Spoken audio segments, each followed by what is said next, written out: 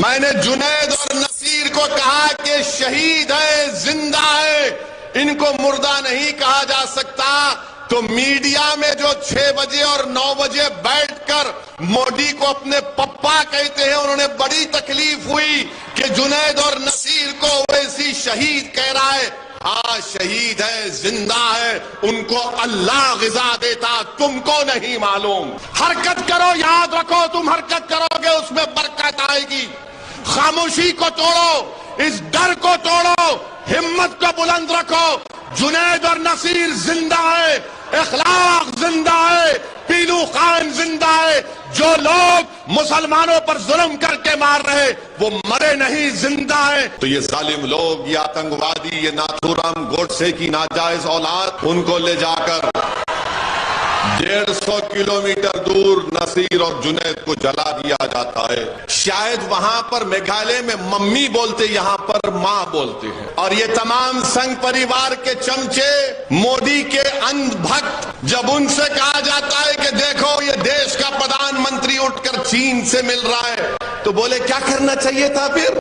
जो hate crime पूरे देश में हो रहा है, वतन अजीज में हो रहा है, जहां पर लोगों को महज इस बिना पर मारा जाता है कि मुसलमान और दलित या ईसाई हैं। मुसलमान को इसलिए पीटा जाता है कि बीजेपी और नरेंद्र मोदी की सरकार ने गौ रक्षक के नाम पर आतंकवादियों को पैदा किया है। ये गाय के रक्षक नहीं हैं, बल्कि आतंकवादी हैं, दहशतगर्द हैं, टेररिस्ट हैं। हम यकीनन जो कानून है जिसमें कहते हैं कि गाय को नहीं काटा जा सकता, हम उस कानून को मानते हैं। मगर आखिर ये कौन लोग हैं जिनको भाजपा ने, बीजेपी ने ऐसे ऐसे ग्रुप को तैयार किया जिनका मकसद ये है कि जो दाढ़ी और दिखती है, सर पे टोपी दिखती है, उसको मारते हैं, पीटते हैं, उसकी बेइज्जती करते हैं, वीडियो रिकॉर्डिंग करके यूट्यूब और फेसबुक पर लाइव डालते हैं। हमने उसकी मजम्मत की। हमने इस बात का मुतालबा किया कि इन लोगों को रोका जाए। हमने इस बात का जिक्र किया कि इन्हीं लोगों की जुल्म की वजह से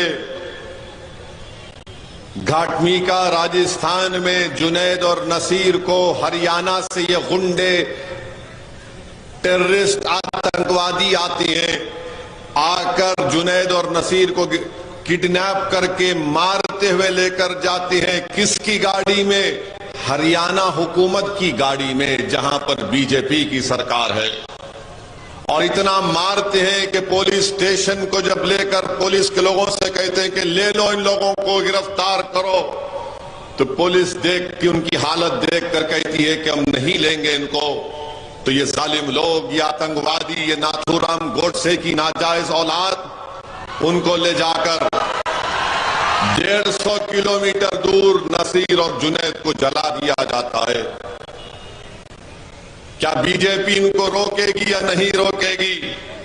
मजलिस ने इस बात का मुतालबा किया कि पीलू हो, रगबर हो, इखलाक हो, हाफिज जुनैद हो, ये हेट क्राइम है और इसको रोकने की जिम्मेदारी भारत के वजीर आजम नरेंद्र था कि मैं मुसलमानों के हाथ में एक हाथ में कुरान और दूसरे हाथ में कंप्यूटर दूंगा।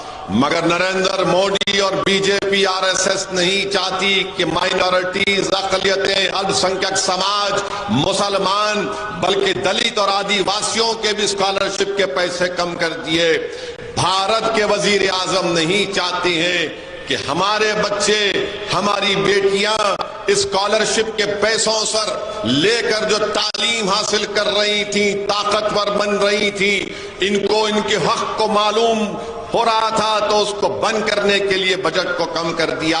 हमने मुतालबा किया कि इस स्कॉलरशिप की रकम में जो पहले थी उससे ज्यादा इजाफा करनी चाहिए। आज मजलिस ने एक रेजोल्यूशन पास किया और ये कहा कि बीफ के नाम पर, ये अजीब बात है कि मेघालय में अब इलेक्शन हुआ तो वहां पर बीजेपी का लीडर कहता है कि मेघालय में बीफ बैन नहीं होगा, मगर महाराष्ट्र में बीफ बैन है। गोवा में बीफ बैन नहीं है मगर महाराष्ट्र में बीफ बैन है। शायद वहां पर मेघालय में मम्मी बोलते, यहां पर मां बोलते हैं। अब आप बताइए कि अगर मोहब्बत होनी चाहिए तो हर जगह होनी चाहिए बीफ बैन के सिलसिले में। मेघालय का बीजेपी का सदर बोलता नहीं, यहां पर हम नहीं लगाएंगे, यहां पर खाएंगे। जब वहां पर कानून के तहत उनको जेल में डालकर उनकी जिंदगी को बर्बाद किया जा रहा है।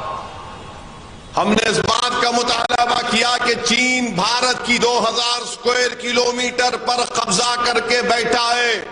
डेप्सांग और डेमचाक में हम ये मुतालबा करते हैं कि नरेंद्र मोदी, अगर आप वाहलवानों के जबान से चीन नहीं निकलता, टाई टाई हो जाती है इनकी। अरे 2000 भारत की जमीन पर चीन कब्जा करके बैठा है। क्या तुम्हारी सरकार इनको नहीं निकाल सकती है? वो डेप्सांग और डेमचाक में चीन ऑल वेदर रोड बना चुका है, वहां पर बैठा हुआ है। और भारत के वजीर आजम जब इंडोनेशिया में G20 का इजलास होता है तो 56 इंच का सीना रखने वाला वजीर आजम, 130 करोड़ जनता का वजीर आजम अपनी कुर्सी से उठकर पलटकर जाकर चीन के सदर से मिलता है। Hello, how are you? ये चीन जो हमारी 2000 स्क्वायर किलोमीटर पर कब्जा करके बैठा है, और ये तमाम संघ परिवार के चमचे, मोदी के अंधभक्त, जब उनसे कहा जाता है कि देखो ये देश का प्रधानमंत्री उठकर चीन से मिल रहा है, तो बोले क्या करना चाहिए था? फिर हाथ नहीं मिलाए। अरे मैंने पूछा मिलने की जरूरत क्या थी? हमारी जमीन पर जालिम कब्जा करके बैठा है। हमने मुतालबा किया कि चीन जो जमीन पर कब्जा करके बैठा है उसको खाली करवाया जाए। मेरे अजीज दोस्तों और बुजुर्गों, इज्जतदार मां और बहनों, हमने अपने पार्टी के 2 रोजा कन्वेंशन में जो धर्म संसद किया जाता है, नाम निहाद धर्म संसद, उसमें धर्म संसद करके हर धर्म संसद में गाली मुसलमानों को, गाली इस्लाम को, गाली हमारे मां और बहनों को, और तो और एक बाबा हैं जो नाक से सांस लेना सिखाते हैं और अपने पेट को गोल गोल फिराते हैं और मंजन बेचते हैं, टूथपेस्ट बेचते हैं। वो राजस्थान में जहां पर कांग्रेस की सरकार थी वहां पर जाकर का मुसलमान नमाज भी पढ़ता मगर ऐसा भी करता। बाबा आपको क्या मालूम इस्लाम के बारे में? अगर नहीं मालूम तो सीख लो, मगर झूठ तो मत बोलो।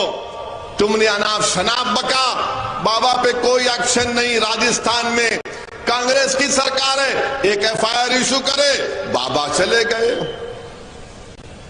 राजस्थान से जुनैद और नसीर के रिश्तेदार जब जाकर राजस्थान की पुलिस से कहा कि देखो हमारे बेटे को, भाई को उठा कर लेकर गए आतंकवादी, तो पुलिस ने कहा चल भाग निकल, मगर बाद में उनकी जली हुई लाशें मिली। अगर उनको पुलिस हरकत में आ जाती तो वो जालिम लोग जुनैद और नसीर को लेकर राजस्थान का बॉर्डर क्रॉस करके हरियाणा में नहीं जा सकते थे। मेरे अजीज दोस्तों और बुजुर्गों, बीजेपी का एक MP कहता है दिल्ली में मुसलमानों का समाजी बायकॉट करो। बीजेपी के एक भोपाल की MP बोलती कर्नाटका जाकर वो चाकू तरकारी काटने के लिए इस्तेमाल मत करो, गले काटो। भारत के प्रधानमंत्री आपके MP बोल रहे हैं कितनों को काटेंगे? क्या आप गले काटना चाह रहे? कितनों को काटेंगे बताओ आप? और आप ये समझ रहे हैं कि मुर्गी के बच्चे हैं, अपनी गर्दन को पेश कर देंगे चाकू के सामने? किसकी मां जनी हमारा गर्दन काटा जा सके बताओ हमको? कौन है वो जो हमारी गर्दन काटना चाहता है? बताओ, मैदान और वक्त मुकर्रर करो, हम भी देखना चाहते हैं। और याद रखो, अगर तुम मुझे कार्ड भी दोगे तो मैं अल्लाह के नाम पर शहादत पाऊंगा, मैं मरूंगा नहीं, जिंदा रहूंगा। मैंने जुनैद और नसीर को कहा कि शहीद है, जिंदा है, इनको मुर्दा नहीं कहा जा सकता। तो मीडिया में जो 6 बजे और 9 बजे बैठकर मोदी को अपने पप्पा कहते हैं, उन्होंने बड़ी तकलीफ हुई कि जुनैद और नसीर को ओवैसी शहीद कह रहा है। हाँ, शहीद है, जिंदा है, उनको अल्लाह गिजा देता, तुमको नहीं मालूम। जुनैद और नसीर शहीद है और आप जो है, आपकी एमपी पे कोई एक्शन नहीं लेते, कोई एक्शन नहीं बीजेपी की तरफ से। और भारत के प्रधानमंत्री बोलते हैं, एक गाना, पुराना गाना गाते हैं भारत के प्रधानमंत्री, उसकी ट्यून ऐसी है कि सबका साथ, सबका विश्वास, सबका विकास, सबका प्रयास। प्रधानमंत्री, ये गाना बहुत पुराना हो गया है, ये गाने में सच्चाई नहीं है, धोखा है। हमने रेजोल्यूशन पास किया कि महाराष्ट्र के मुसलमानों को रिजर्वेशन मिलना चाहिए। यहां पर उद्धव ठाकरे चीफ मिनिस्टर थे, 100 साल पुरानी बूढ़ी कांग्रेस भी थी उसमें, राष्ट्रवादी कांग्रेस भी थी। मराठों को रिजर्वेशन देने की बात किए, मगर मुसलमानों को देने की बात नहीं किए। और फिर बोलते कि ओवैसी वोट काटने के लिए आया है। अरे बताओ कांग्रेसियों, तुम सत्ता में थे ना उद्धव ठाकरे के साथ, जो असेंबली में खड़े होकर कहा कि मैं और मेरी पार्टी ने 6 दिसंबर को बाबरी मस्जिद को शहीद किया।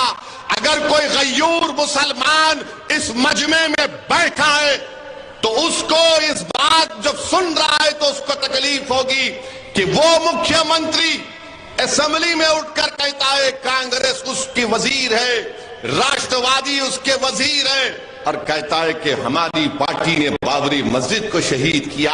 अरे कांग्रेसियों, अगर तुम में सेकुलरिज्म इतना राय बराबर जिंदा होता, शरद पवार, अगर आपके पास सेकुलरिज्म राय बराबर जिंदा होता तो चुल्लू पर पानी में डूब। ये सेकुलरिज्म का सर्टिफिकेट बांटने वाले, ये लाला की दुकान पर बैठकर सर्टिफिकेट बांटने वाले, जब वो कोई कहता है कि मैं और मेरी पार्टी ने बाबरी मस्जिद को शहीद किया, वो सेक्युलर हो गया है। मैं चैलेंज कर रहा हूं आज के जलसे से शरद पवार साहब को और वो कांग्रेस के वो साहब जो पूरा भारत फिरे हैं, बताओ शिवसेना सेक्युलर है या कम्युनल है? बताओ, जवाब दो, सेक्युलर है या कम्युनल है? उसके बाद आप फैसला करो कि ओवैसी इलेक्शन लड़ना चाहिए नहीं लड़ना चाहिए। ये जाकर इख्तिदार की हवस में 15 साल कांग्रेस के पास इख्तिदार था, मगर उद्धव ठाकरे मुख्यमंत्री बने तो बोले हम भी पीछे आ जाते हैं, हम भी भूखे हैं, प्यासे हैं, गरीब हो चुके हैं, हमारे घर वीरान हो चुके हैं, हमको भी एक गाड़ी के ऊपर लाल लाइट चाहिए जो टाई टाई टाई करके रोड पर चल सके। कांग्रेस दौड़ते हुए गई, उद्धव ठाकरे के दामन को पकड़ लिया। राष्ट्रवादी कांग्रेस ने कहा, जब राष्ट्रवादी कांग्रेस तो सुबह कितने 8 बजे 6 बजे सुबह 6 बजे उठ के अजीत पवार और देवेंद्र फडणवीस दोनों सगे भाई बन गए। सगे भाई बन के गवर्नर ने उनको शपथ भी दिला दी। ऐसा नजर आ रहा था कि मेले में दोनों भटक गए थे, बचपने में मिल गए आकर। वो सेक्युलर हो जाते हैं और ओवैसी इलेक्शन लड़ा तो वोट काटता है। मिले, फिर शादी नहीं चली, जल्दी तलाक हो गया। अब उसमें उस शादी में दूल्हा कौन था, दुल्हन कौन थी, आप तय करो, मुझे नहीं मालूम। किसने तलाक तलाक कह दिया? ट्रिपल तलाक तो बैन था, मगर सियासी तलाक चल रहा है अभी। अब नहीं मालूम कौन खुला दिया, वो छोड़ दिए तो उद्धव ठाकरे के पीछे। यानी आपको सिर्फ इख्तिदार से मतलब है, किसी से मतलब नहीं है। और हम पर इल्जाम लगाते कि ओवैसी खड़े होगा चुनाव में तो इनको फायदा होता, इनको फायदा होता। सुन लो, जो मजलिस इत्तेहादुल मुस्लिमीन के इलेक्शन लड़ने के खिलाफ हैं, मैं भारत के संविधान के तहत इलेक्शन लड़ता हूं और लड़ता रहूंगा। और याद रखो मेरी इस बात को, मेरी जिंदगी मेरी नाकामियों पर बनी है। मैं यहां तक पहुंचा हूं तो अपनी नाकामियों की वजह से पहुंचा हूं, कामयाबियों की वजह से नहीं पहुंचा हूं। क्योंकि मेरा मानना यह है कि इंसान की, बल्कि मुझ जैसे गुनाहगार मुसलमान की कामयाबी उस दिन होगी जब हशर का मैदान होगा, जब तुम्हारे और मेरे अमाल का फैसला रब्बे करीम करेगा। जो राय बराबर नेकी करेगा उसके सीधे हाथ में नामा अमल दिया जाएगा, जो बदकिस्मत होगा उसके बाएं हाथ में दिया जाएगा। बल्कि मेरा मानना यह है कि मेरे पास कोई नेकियां नहीं है। अगर अल्लाह मुझे बख्शेगा जो गफूर रहीम है, तो रसूलुल्लाह सल्लल्लाहु अलैहि वसल्लम की सिफात मुझे बख्शाएगी, मेरे अमाल मुझे नहीं बख्शाएगी।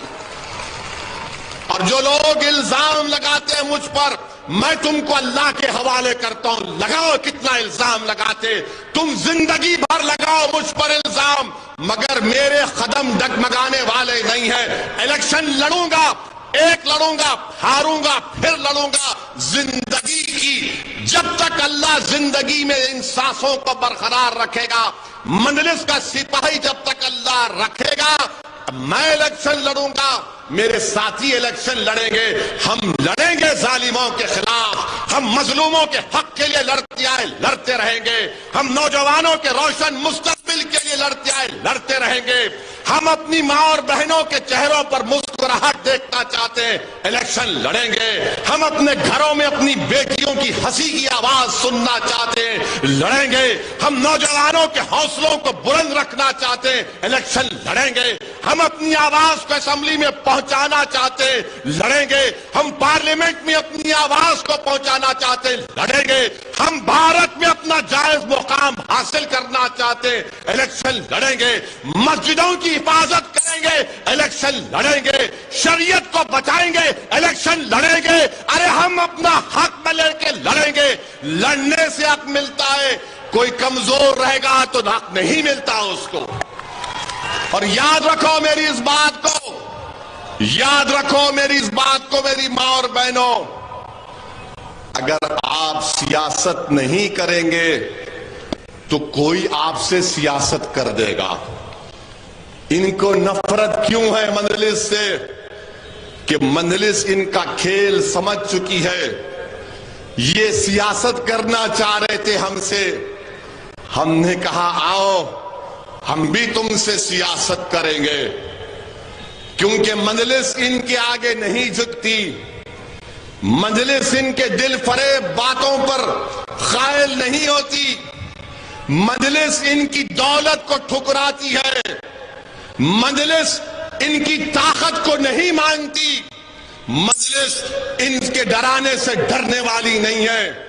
इसीलिए आज हर जगह जहां पर जलसा होता है, कल मुमरा में हुआ तो राष्ट्रवादी के लोगों को पेट में दर्द हुआ, तो एक बंबई के शिवसेना के लीडर को पेट में दर्द हुआ। मैंने कहा कि महाराष्ट्र का चीफ मिनिस्टर शिंदे और उद्धव ठाकरे राम और श्याम की जोड़ी है, तो इनको तकलीफ हो गई। मैं आपसे कह रहा हूं, मेरी बात को जहन नशीन कर लो। आप वोट देते या नहीं देते हो आपका हक है, मगर आप इस बात को याद रखो, अगर आप अपनी सियासी क़यादत को मजबूत नहीं करेंगे, अगर आप अपने वोटों से मजलिस के नुमाइंदों को कामयाब नहीं करेंगे, ये लोग सिर्फ आपका इस्तेमाल करते रहेंगे, आपका इस्तेमाल करते रहेंगे।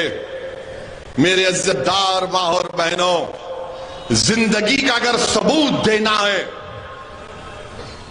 तो हरकत करना पड़ेगा।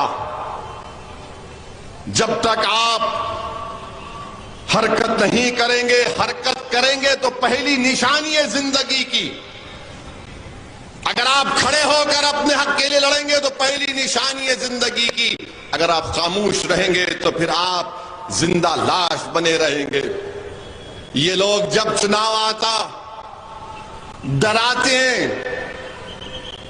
बीजेपी जीत जाएगी। 2019 में कहा कि शिवसेना को हराओ। मैं आपसे एक सवाल करूंगा, सिर्फ आप हाथ उठाकर जवाब दीजिए। क्या आपने 2019 में शिवसेना उद्धव ठाकरे को वोट दिया या मोदी को वोट दिया? दिया आपने? कितनों ने नहीं दिया? हाथ उठाओ। शर्माओ नहीं, कुछ नहीं होता। नहीं आते मोदी यहां पे ओवैसी खड़ा है। अब आप खुद सोचो, यहां पर बीजेपी का एमपी कैसे जीत गया? मैं आपको आके बोला था कान में, या मैं किसी के कान में जाकर ऐथल कुर्सी पढ़ के फूका? आजकल बहुत हो गए फूकने वाले। कैसे जीता बीजेपी? आप जिम्मेदार हैं। कौन जिम्मेदार है? आप जिम्मेदार हैं बीजेपी की कामयाबी के लिए? आप तो नहीं है ना। कौन जिम्मेदार है? जो वोट देते हैं। मगर इनको क्या लगता है ओवैसी क्यों आया? ये भारत मेरा है, और मेरा इसलिए भी है कि मैं बरसों से कह रहा हूं, जब हमारे पूरे इंसानियत के अब्बा को अल्लाह ने दुनिया में भेजा तो अब्बा यहां पर आए, अम्मा जिद्दा में गई। पूरे इंसानियत की ये अब्बा का देश है हमारे, और अब्बा की जगह से किसी को आप हक तलफी नहीं कर सकते। मेरे अजीज दोस्तों और बुजुर्गों, इसीलिए आपसे अपील कर रहा हूं कि मसाइब और मुश्किलात तो जरूर हैं, मगर मैं आपको बता रहा हूं ये रात लंबी रहने वाली है। ये रात बड़ी लंबी रहने वाली है। मेरी इस बात को याद रखो आप। फिरका परस्ती को अगर शिकस्त देना है, फाशिज्म को अगर हराना है, नफरत को खत्म करना है, जालिम के जुल्म को रोकना है, मजलूमों को उनका मुकाम दिलाना है, तो आपको वोट लेने वाले बनना पड़ेगा। आपने बरसों से वोट दिया है। जब आप वोट लेने वाले बनेंगे तब आपकी वोट की अहमियत बढ़ेगी, आपकी आवाज की अहमियत बढ़ेगी। अगर आप सिर्फ वोट डालते रहेंगे, अब क्या कह रहे हैं, नहीं शिवसेना अब सेकुलर हो गई। शिवसेना के दो टुकड़े हो गए, दो टुकड़े हो गए, एक इधर गिरा एक उधर गिरा। दिल के टुकड़े हजार हुए, अच्छा हुआ, दो टुकड़े हो गए। मगर दोनों टुकड़े कहते हैं कि हम हिंदुत्व को मानने वाले हैं। हिंदुत्व का मतलब क्या है कि सावरकर ने हिंदुत्व को डिफाइन किया। उसने साफ तौर पर लिख दिया कि भारत के मुसलमान, ईसाई इस मुल्क को अपना मुबारक सरजमीन नहीं मानते, ना होली लैंड मानते, ना मदरलैंड मानते। यह हिंदुत्व है। अगर और बोलना शुरू करूंगा तो लंबा वक्त लगेगा। अब आप फैसला करो कि जो हिंदुत्व को मानने वाले हैं। अच्छा, और मैं पूछना चाहता हूं आप तमाम से कि अगर कोई आपके बाप की को के कत्ल में, आपके बाप के वालिद के कत्ल में साजिश करता है, तो क्या आपका हीरो हो सकता है वो? जो आपके बाप के कत्ल में कॉन्स्पिरेसी करता है, क्या वो आपका हीरो हो सकता है? आपका हीरो हो सकता है? तो सावरकर महात्मा गांधी के कत्ल में कॉन्स्पिरेटर था। और किसने लिखा? ये मैंने नहीं, justice Kapoor commission, inquiry commission की रिपोर्ट में सुप्रीम कोर्ट के चीफ जस्टिस थे जस्टिस कपूर, कि उस वक्त की बंबई की पुलिस ने सही तहकीकात नहीं की थी। जो मेरे बाप के कत्ल में कॉन्स्पिरेटर है वो इनके लिए हीरो है। मैंने पार्लियामेंट में कहा था कि अनकरीब नरेंद्र मोदी की सरकार भारत में दो बाबा कौम को बना देगी, यानी two father of the nation. एक सौतेला होगा, एक सग्गा होगा। एक गांधी होगा सौतेला, और हो सकता कि Savarkar father of the nation बना दे मोदी, और शिवसेना तायीद कर दे। ये मैंने पार्लियामेंट में कहा था। अब आप बताइए, जो लोग कहते हैं शिवसेना सेकुलर है, मुबारक हो तुमको, तुम्हारी सोच को, मगर तुम अपने जाती मफादात के लिए इस तरह का प्रोपेगेंडा कर रहे हो। मैं चुनाव लड़ता हूं, मैं तो आरएसएस के खिलाफ बोलता था और बोलता रहूंगा, क्योंकि मैंने पढ़ा है, चाहे वो गोलवालकर की बंच ऑफ थॉट्स हो, या वी और दीनदयाल उपाध्याय की किताब हो, या फिर इनके तमाम स्टेटमेंट्स हो, मैं जानता हूं आरएसएस क्या है। मगर जो लोग आरएसएस से बात करना चाह रहे हैं, बताओ तुम क्या करने जा रहे हो। मेरे अजीज दोस्तों और बुजुर्गों, लोग कहते हैं कि सेकुलरिज्म में जब से भारत के वजीर आजम नरेंद्र मोदी बने हैं, मॉब लिंचिंग बढ़ गया, हेट क्राइम्स बढ़ गए, लव जिहाद के नाम पर मारम पीटी बढ़ गई, रिलीजियस कन्वर्शन के नाम पर गलत गलत कानून बनाए गए, दिल्ली में फसादात हुए, यूएपीए लगा। मगर इसके बावजूद भी लोग बोलते हैं कि सेकुलरिज्म का साथ दो, इन सो कॉल्ड पार्टीज का साथ दो। मैं बताता हूं फर्क क्या है। फर्क यह है कि जुनैद और नसीर की जली हुई लाशें उसके घर को आई। जुनैद के घर को मैं गया था जमील खां के साथ, और जुनैद के 6 बच्चे, और जुनैद का बड़ा भाई जो नीम पागल है उसके 7 बच्चे, यानी 13 बच्चों की जिम्मेदारी जुनैद पर थी। जुनैद और नसीर के घर में जली हुई लाशें आई। हाफिज जुनैद को ट्रेन में 16 साल के बच्चे को मार दिया गया, उसकी लाश अपने बाप के घर को गई। रगबर को मार दिया गया, उसकी लाश उसकी बीवी के पास गई जो बेवा हो गई। पीलू खान को मारा गया। अब बताओ आप, इनको क्या होता है ये सेकुलर पार्टियों को? ये सिर्फ जेल को जाते हैं, हम कब्र में जाते हैं। ये जेल को जाते हैं, हम कब्रों में जाते हैं, और जेल से जल्दी बेल भी मिल जाती है। आप बोलेंगे वो कैसे? तो क्या नवाब मलिक को बेल क्यों नहीं मिलती? नवाब मलिक को बेल मिली, किसको मिली फिर? जोर से बोलो, डर रहे कहीं को, और जोर से बोलो। नवाब मलिक को नहीं मिली।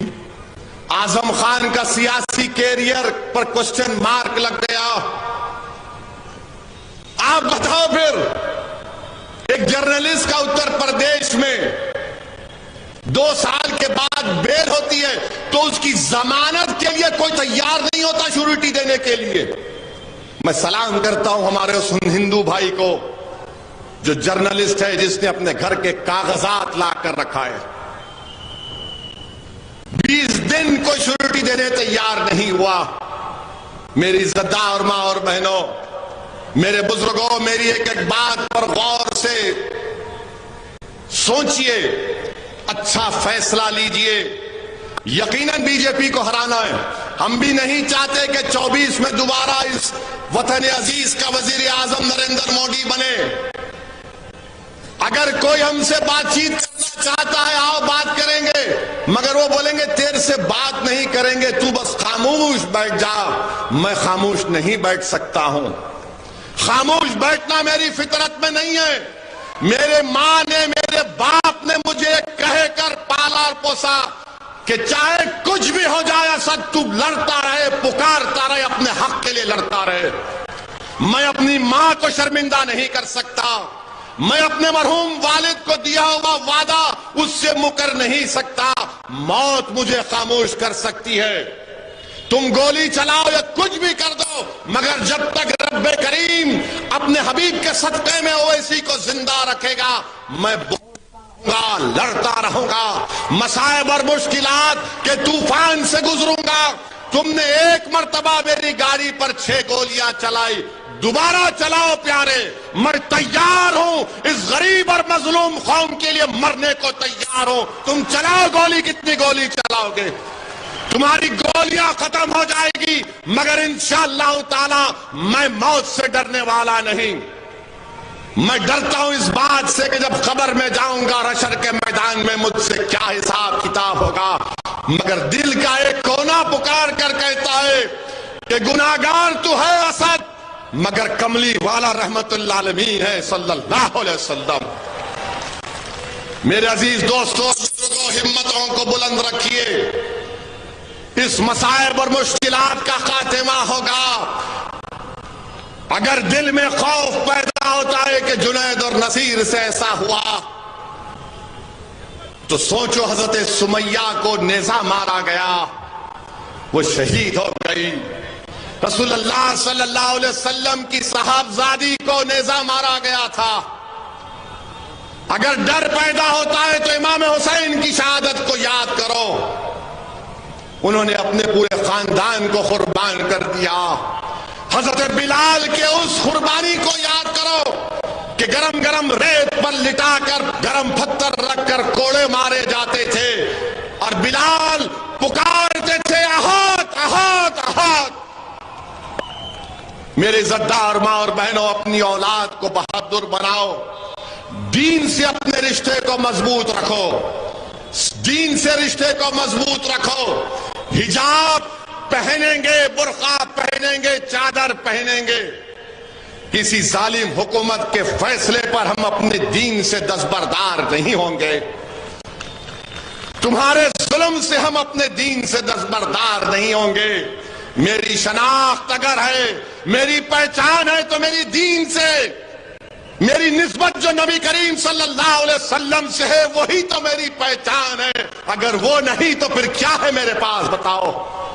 इस दौलत को बचाओ, हिम्मत से काम करो, अपने हौसलों को बुलंद रखो। और आखिर में यहां के जो कांग्रेस के मौजूदा एमएलए है, बड़ा गुरूर है तुमको अपनी दौलत पर। अब जब विधानसभा के चुनाव आएंगे,